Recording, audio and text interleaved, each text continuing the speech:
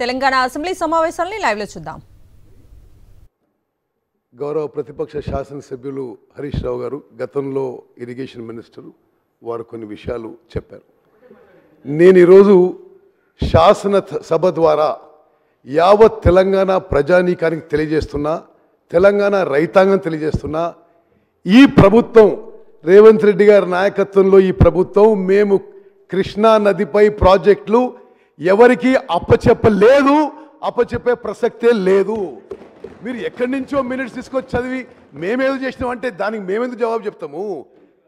ఇంకోటి speaker sir, మీ ద్వారా యావత్ తెలంగాణ ప్రజానీకాన్ని తెలియజేస్తున్నాం. ఏమైనా తెలంగాణలో కృష్ణా నదీ జలాల విషయంలో తెలంగాణకి అన్యాయం జరిగిందంటే ఆనాటి టీఆర్ఎస్ ప్రభుత్వం వల్ల. ముఖ్యమంత్రి గారు చెప్తున్న విషయం నేను మళ్ళీ రిపీట్ చేస్తున్నా.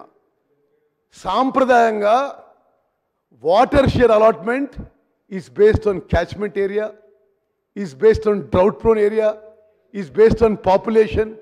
ఈ అన్ని పారామీటర్స్లో కృష్ణా నదీ జలాలపై తెలంగాణకి రావాల్సిన 68 to 70% వాటా వాళ్ళు వదులుకొని 2014 నుంచి 2014-15 నుంచి పోయిన సంవత్సరం వరకు తెలంగాణకి 299 టీఎంసీలు, 512 టీఎంసీలు ఆంధ్రాకు ఒప్పుకుంది గత టీఆర్ఎస్ ప్రభుత్వం. ఈ వాటా ఒప్పుకొని శాశ్వతంగా తెలంగాణకి అన్యాయం జరిగింది మీ ప్రభుత్వంలోనే. ఇప్పుడు ఇది నేను